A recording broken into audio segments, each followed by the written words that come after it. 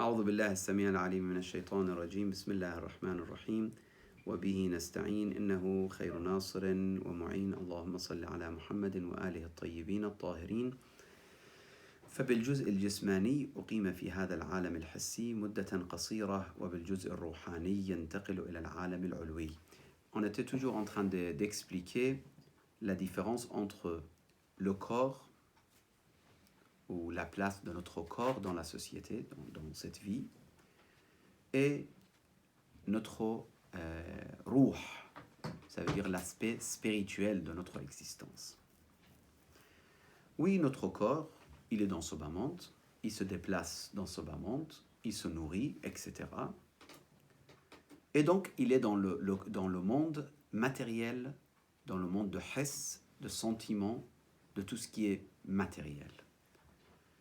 Mais notre ruh, ou notre aspect spirituel, comme tout à l'heure j'ai expliqué lorsque vous avez posé la question, la différence entre un nafs et l'intellect, est-ce que c'est la même chose? Je vous ai dit que parfois on utilise le terme un nafs pour dire l'ego, parfois pour dire le soi, parfois dire l'âme, etc. Ça dépend de notre contexte. وبالجزء الروحاني ينتقل إلى العالم العلوي ويقيم فيه أبدا في مصاحبة الأرواح القدسية. Donc, nous, un jour ou l'autre, on doit partir dans le monde l'ulwi, ça veut dire céleste, le vrai monde finalement. Je ne parle pas des ciels, bien sûr. Et dans ce bas monde, notre rôle, c'est de donner... d'aider plutôt notre aspect spirituel à dominer sur notre aspect matériel. Notre intérêt devient spirituel et non pas matériel. Oui, on mange, oui, on se marie, oui, on a les plaisirs, oui, on a les désirs, mais ce n'est pas les buts de notre vie. C'est ça qui doit changer. J'ai beaucoup aimé un grand arif qu'il a dit une phrase, lui il a dit cette phrase, il a dit, ça fait 30 ans que j'ai réfléchi sur cette phrase et j'aimerais bien partager avec vous ce que j'ai entendu de ce grand savant, rahmatullah alayh, apparemment il est décédé. Il dit, pendant 30 ans j'ai pensé à une chose, lorsque je vois quelqu'un paniquer, je lui pose une question. Est-ce que tu as Allah subhanahu wa ta'ala ou tu n'as pas Allah? Tu n'as pas Dieu. S'il me dit j'ai Dieu, j'ai l'amour de Dieu, je crois en Dieu, etc. et qu'il est quand même paniqué, je lui dis non, ce n'est pas possible. Donc tu ne crois pas réellement. On peut être paniqué pendant quelques secondes, quelques minutes, quelques heures, mais on ne peut pas vivre avec la panique. La panique, pourquoi? Pour ce bas monde, alors qu'on croit à l'au-delà. Il y a un problème. Il y a un problème. Si quelqu'un il est tout le temps paniqué, il y a un problème. Si quelqu'un ne pense que à son travail et son salaire, et sa maison, et sa fortune, et sa voiture, et ses plaisirs, et ses désirs, il y a un problème. Il ne pense qu'à ça, il y a un problème. Donc, il ne doit pas vraiment croire qu'il est vraiment croyant. Il doit savoir qu'il croit, alhamdulillah, mais il n'est pas un vrai croyant. Il a un problème qui doit être résolu. C'est pour ça il dit, lorsque la personne atteint la spiritualité, les voiles sont, je ne sais pas, on peut dire dégagés ou éloignés. Donc les voiles se sont éloignés de lui ou sont, comment dire, enlevés. وأزيلت عنه أستار العوائق الهيولانية برمتها خلع عن جميع الآلام خلي عفوا عن جميع الآلام والحسرات. Donc il n'y a plus de tristesse pour ce bas monde. Il n'y a plus de regret pour ce monde. Vous voyez celui qui dit oh là là, j'aurais dû acheter cet ordinateur le Black Friday, je ne sais pas comment on l'appelle, vendredi, en tout cas vendredi Black Friday, ils disent, en français je ne me rappelle plus. Ala kulli hal, j'aurais dû l'acheter cet ordinateur ce jour-là parce que c'était à 400 € et là tout d'un coup c'est à 1000 €. J'aurais dû acheter. Il regrette, mais vraiment il regrette. Pourquoi il regrette? Parce que pour lui, 600 €, c'est ce qui préoccupe en fait sa personnalité tout le temps. Il pense qu'à ça. Combien j'ai gagné par là, combien j'ai perdu par là. C'est pour ça, je donne cet exemple toujours, mais ça m'intéresse parce que moi-même, j'ai vécu cet exemple. Lorsque on est sur l'autoroute, par exemple Paris-Lyon, et tout d'un coup, caméra, il nous flash. On voit la flash en fait, la lumière de flash, on comprend que la montre va venir bientôt chez nous. Et là, on vit, oh là là, 100 € ou 110 € ou 90 €, je ne sais pas. Mais la même personne, s'il rate Salat al-Subh, il n'est pas aussi triste. Il n'est pas aussi triste. Donc pour être flashé, il est très triste pendant 1 heure, un peu triste, plus que triste même. Pendant 1 heure, une demi-heure, je ne sais pas, ça dépend de la personne. Donc vous voyez, toute cette tristesse, si la personne il atteint ce maqam, il n'y a plus. Et au contraire, وَكَانَ أَبَدًا مَسْرُورًا بِذَاتِهِ مُغْتَبَطًا بِحَالِهِ. Il est tout le temps content. Tu ne peux pas lui faire mal. Même s'il a des problèmes, tu vois souriant, tu dis comment ça va, il dit alhamdulillah. C'est une des choses importantes.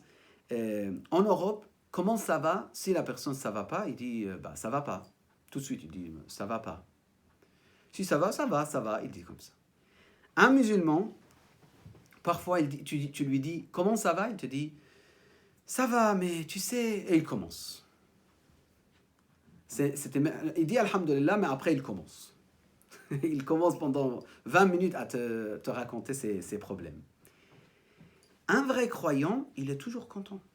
Il dit alhamdulillah, alf hamdulillah, mille merci à Allah subhanahu wa ta'ala. Il n'y a que du bien. Je vois que du bien de la part d'Allah subhanahu wa ta'ala. مبتهجا بما يرد عليه من فيوضات النور الأول ولا يسر إلا بتلك اللذات. Il dit, et même cette personne, il commence à ne pas avoir le plaisir en dehors de plaisir spirituel. Ça veut dire, tu lui dis, tu as gagné telle somme, il dit alhamdulillah, mais il n'y a pas vraiment grande joie. Mais lorsqu'il sent l'amour de Dieu, lorsqu'il pleure au milieu de la nuit, en implorant Allah subhanahu wa ta'ala, en faisant la prière, là, pour lui, c'est quelque chose d'important. Bien sûr, sans être orgueilleux. Parce que l'orgueil, ça efface tout. Ça nous fait perdre tout ce qu'on a pu avoir. Lui, pour lui, tu lui dis, voilà, l'ange de la mort, il est venu, on y va. Il n'est pas triste. Il y a des gens, l'ange, quand il vient, il leur dit, on y va. Ils disent, mais attends, tu ne m'as pas prévenu, tu ne m'as pas dit. Il y a un savant qui dit d'une manière très, très belle, il dit, il y a quelqu'un qui était en train de mourir, on quittait ce bas monde. Donc, l'ange de la mort, il vient, en fait, lorsqu'on veut quitter, l'ange de la mort, il vient, il dit, on y va. Et la personne lui dit, mais tu ne m'as pas prévenu, tu ne m'as pas envoyé SMS, dans le langage d'aujourd'hui, tu ne m'as pas envoyé un message, tu ne m'as pas prévenu.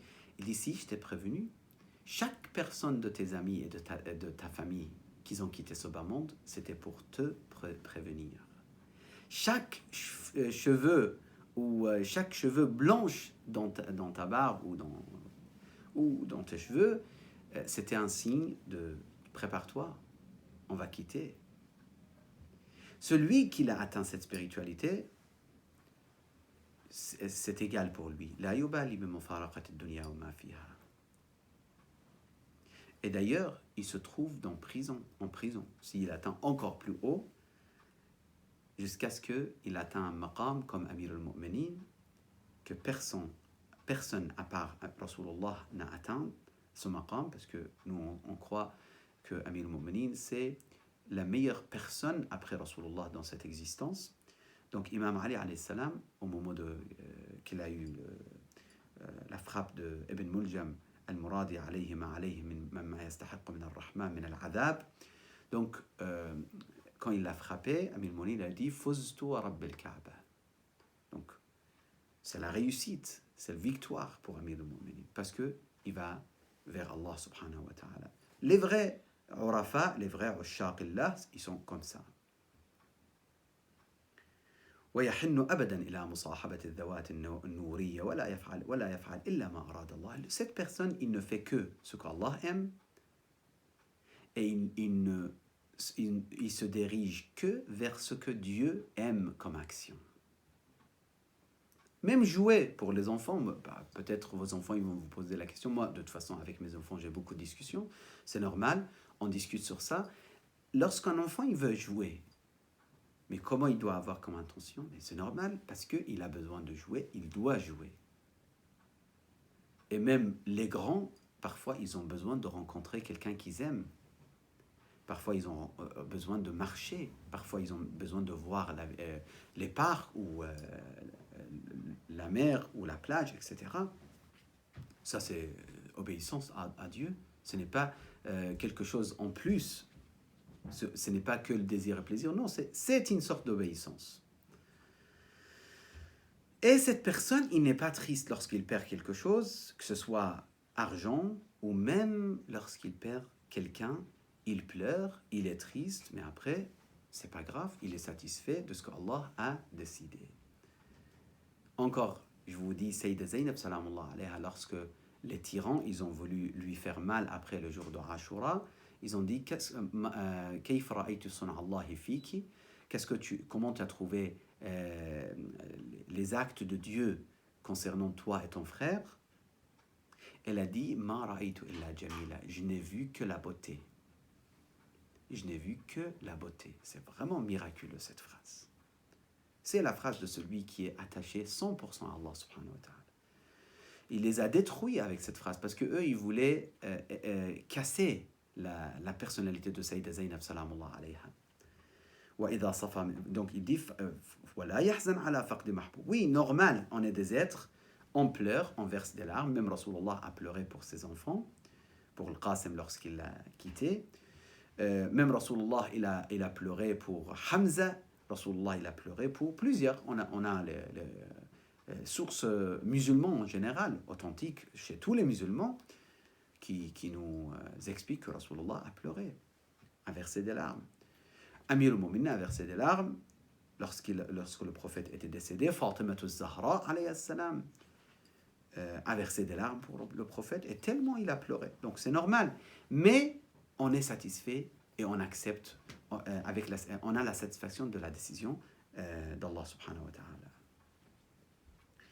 وإذا بلغ, je termine avec cette phrase, وإذا بلغ هذه الغاية فقد استعد للوصول إلى المرتبة القصوى ومجاورة الملأ الأعلى فيصل إلى ما لا عين رأت. Si la personne atteint son maqam, ce statut, il va arriver à un degré que ni les yeux ont jamais vu, ni les oreilles ont entendu, ni l'imagination de quelqu'un a pu imaginer. Ça veut dire des maqamat, des statuts accordés à ces genres de personnes que Allah subhanahu wa ta'ala nous accordera, incha'Allah ta'ala, si on est sincère, incha'Allah, que ni les yeux ont vu, ni les oreilles ont entendu, ni l'imagination a pu imaginer ce genre de maqam et ce genre de bienfaits. Coran al-Karim, il dit, Surat al-Sajda, verset 17, فَلَا تَعْلَمُ نَفْسٌ مَا أُخْفِيَ لَهُم مِّن قُرَّةِ أَعْيُنٍ. Donc ils ne savent pas ce qui est caché pour eux, ce qui est réservé pour eux, comme قُرَّةِ أَعْيُن, comme beauté qui fait plaisir à ses fidèles. أقول قولي هذا وأستغفر الله لي ولكم وصلى الله على سيدنا محمد وآله الطيبين الطاهرين.